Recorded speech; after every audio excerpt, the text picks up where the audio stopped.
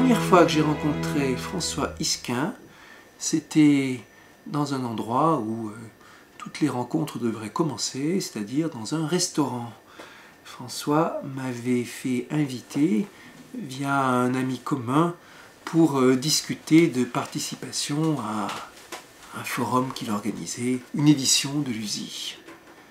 USI.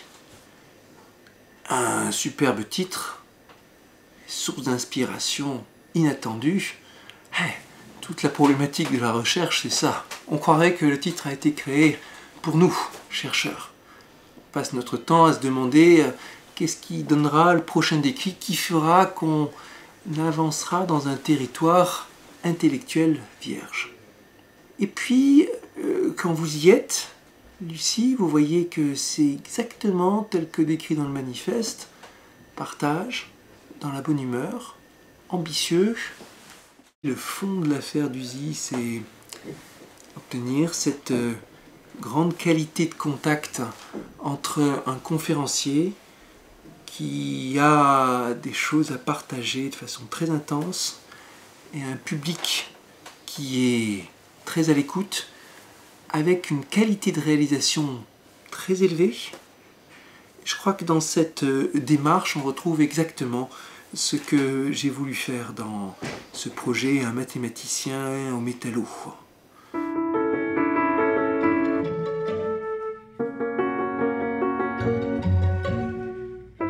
Mon projet de mathématicien au métallo, il m'est particulièrement cher.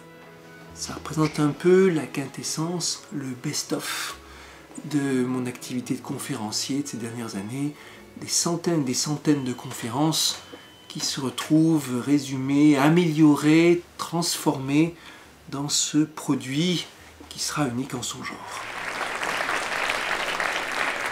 Bonsoir. C'est un plaisir de vous retrouver encore une fois dans cette belle maison des métallos. Les conférences, elles parlent de tout, parce que tout est mathématique. Et mathématiques, c'est à la fois une science, un art et une activité sociale. Évidemment, si on le fait en catalogue, d'abord ceci, puis ceci, chapitre 1, chapitre 2, ça sera pas très enthousiasmant. Mais si on raconte des histoires dans lesquelles tout cela passe, ça sera facile. Alors il faut raconter un certain nombre d'histoires.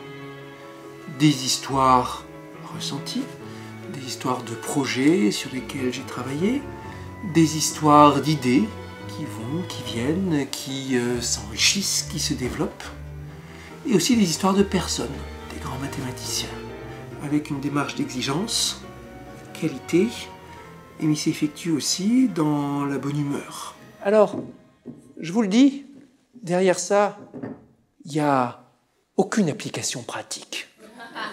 Ça ne sert à rien. Mais c'est beau.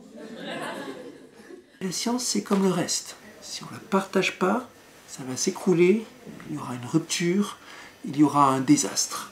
Si on veut qu'elle reste vivante et qu'elle continue à bien innerver la société, il faut la partager. Quelque chose qui nous est très cher en recherche, c'est que souvent, c'est pas aller plus loin qui compte, c'est prendre une autre route.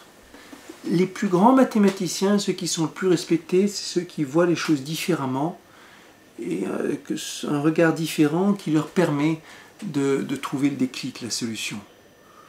Quand John Nash résout, par exemple, le problème de la régularité des équations de diffusion, c'est au cœur de l'une de mes conférences, c'est pas parce qu'il est plus fort techniquement, plus précis que les autres, c'est parce qu'il a trouvé un point de vue complètement différent qui permet d'aller beaucoup plus loin dans la conclusion. Est-ce qu'il y a une meilleure approche? C'est une question qui est tout le temps dans notre cerveau en tâche de fond.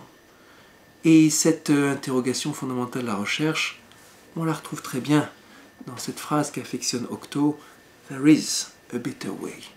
C'est pas « There may be a better way », c'est « There is a better way ». On est sûr que cet autre chemin, plus élégant, plus direct, plus riche,